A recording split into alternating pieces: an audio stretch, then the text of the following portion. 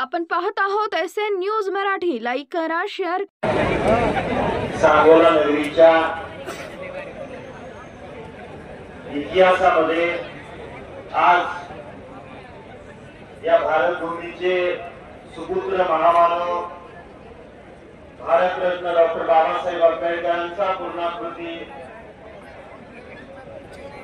पुतळा या चबुतऱ्यावरती आगमन होत असताना आज महामाता भीमाई रमाजी आंबेडकर यांची 171वी जयंती आहे आणि मंचावर उपस्थित या तालुक्याचे माजी आमदार आमच्यासारख्या तरुणांचे मार्गदर्शक माननीय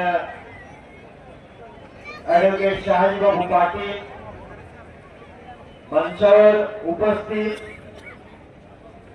आंबेडकरवादी चळवळीचे सर्व नेते मंडळी आणि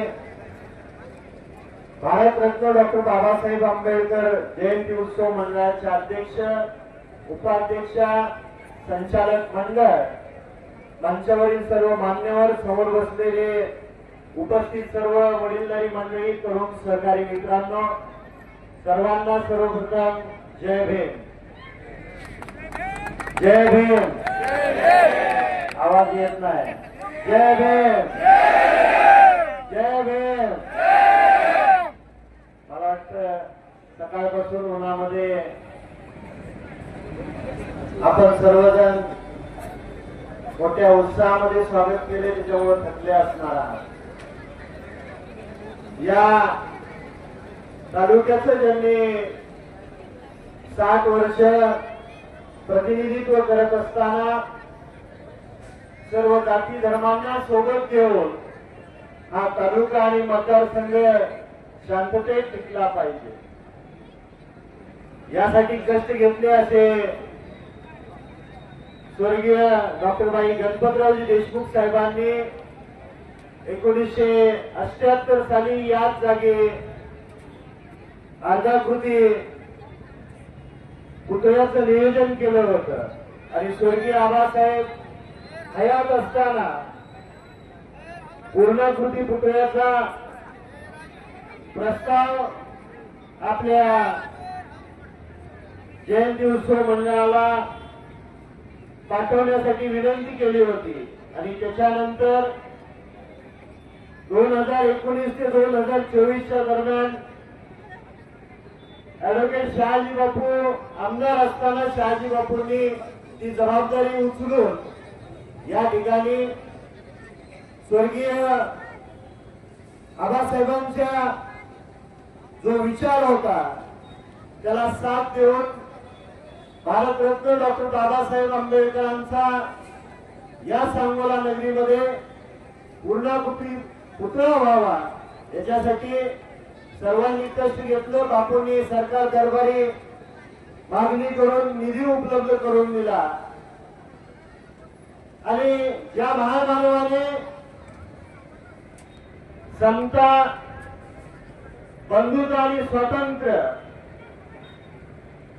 हे आपल्याला संविधानाच्या माध्यमातून दिलं गेलं आणि त्या महामानवाचा पुतळ्याचं आगमन आज सांगोला नगरीमध्ये होते।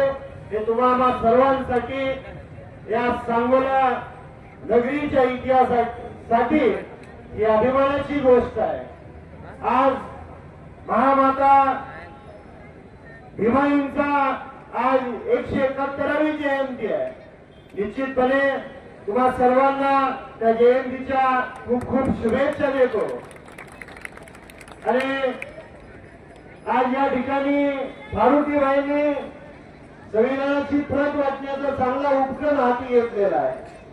भविष्य काळामध्ये डॉक्टर बाबासाहेब आंबेडकरांचा विचार टिकला पाहिजे, संविधान टिकलं पाहिजे आणि संविधानाची अंमलबजावणी 1960 सालापासून या देशामध्ये होतीये।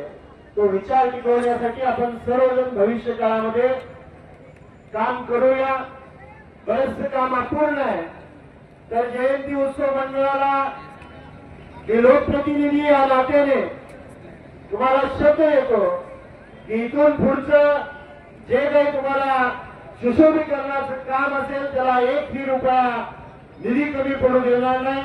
हा लोकप्रतिनिधी या नात्याने तुम्हाला विश्वास देतो.